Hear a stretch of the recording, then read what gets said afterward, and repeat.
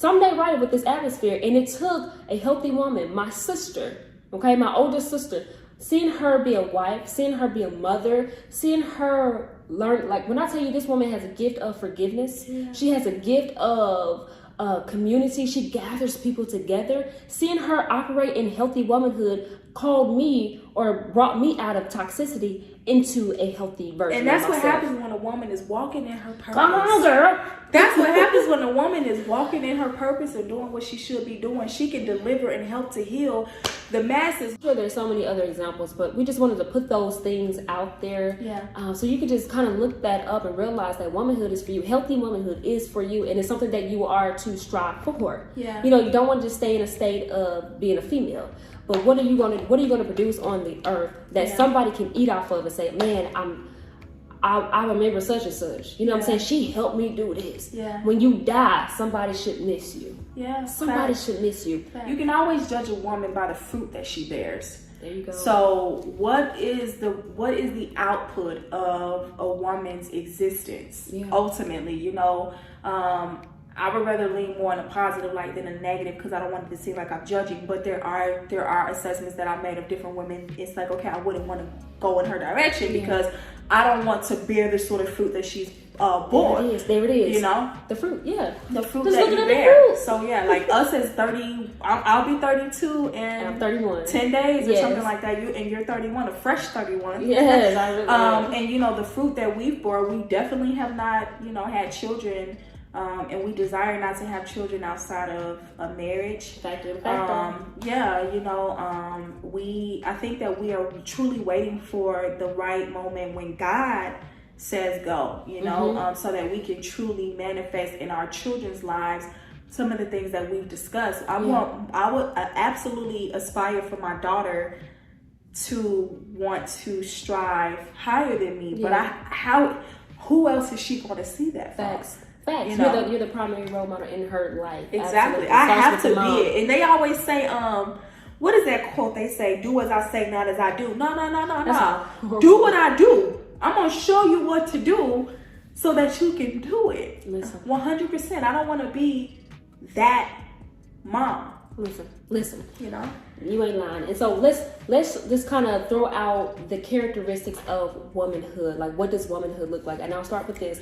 One of the first steps of being a woman, healthy woman, is learning how to be a daughter to God.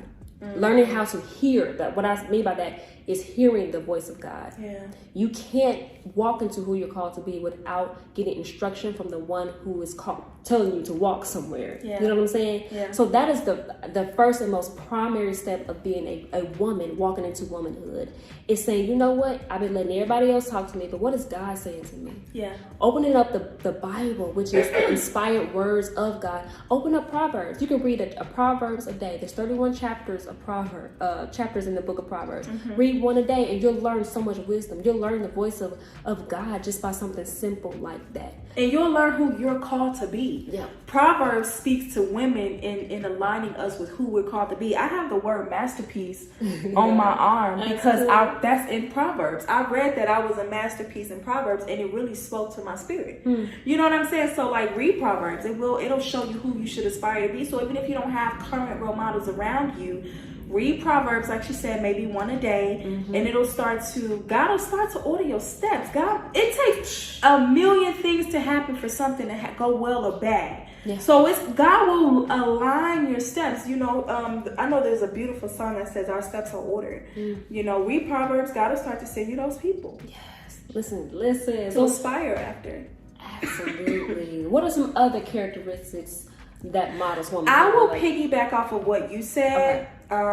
So she said to learn to listen and be obedient to the voice of God. And nothing could be more true. But to kind of add on to that, upon being able to listen to the voice of God, God will listen to it, but also adhere to it and be obedient to it. Meaning walk away from the people that you feel God is prompting you to walk away from.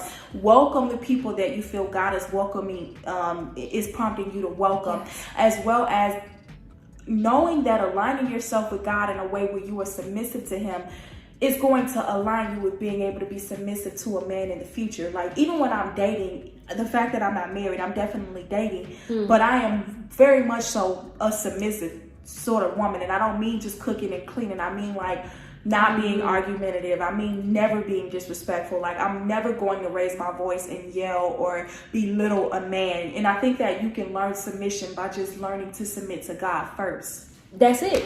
What you mean? You say I think. No, that you is. Can. That is. You can. Learn even the people around you. Like there are certain things that'll happen like with some family members for me. And instead of me raging and things, I'll literally just think, cool. All right. I learned to just pick my battles, and I learned what paths not to go down, which paths to stand strong on. Like I'm not about to die on this mountain. Like, you know, you just really do learn to align yourself into knowing too when not to talk. That's something I'm learning. Not to talk. And that's for everybody, because I know everybody may not aspire to be a wife one day, but you should always aspire to be, like I said, a daughter to the Father, a daughter to God. And one of the things that you will learn if you want to have healthy relationships, like you're just saying, learning when to use your voice, learning when to be quiet, and if you want to be married, learning how to submit to the will of God or submit to order. Yeah. Because we were talking about submission a while, not too long ago. About how women look at submission as something bad, as if it's a curse word. Let me tell you, a healthy woman wouldn't dare not submit to her husband. Yeah, we desire. I love submission. When I tell you submission is something that God created for a woman to do. Here's the thing: a man is called to submit to. It's called submitting to authority. It's submitting to order, so that whatever the mission is for that family, for that marriage, for the business, you submit to your boss every day, so that it can be carried out. Okay, and so we know as a woman, we were called to be helpmeets. When we were introduced in the Bible, when Eve was first created, don't get me started, okay? Because we ain't got that much time. When Eve was created, she was created as a friend, introduced as a helper. That's what a friend is. Mm-hmm. But she was introduced when she got into the role of wife. She was called to help the man, help him follow the purpose or the voice what's not the voice, but the instructions that God gave. Yeah. If you read Genesis, it will teach you so much, girl. Yeah. Get up in there.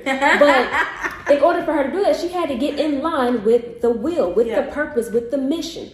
And let me tell you, listen, you ain't got to tell me twice. Put a healthy man in my life. You ain't got to worry about me going off the rails. Come on. What you want? What you want? Because you that good to me. Yes. Because you so good to me. I want to give you whatever you want, because you're giving me everything that I need. That's everything that I want. That is beautiful. Submitting to God and submitting to a healthy marriage. It is God given. If you feel like I hate submission, I'm gonna get married and he ain't gonna tell me what to do. Don't get married. Marriage ain't for you.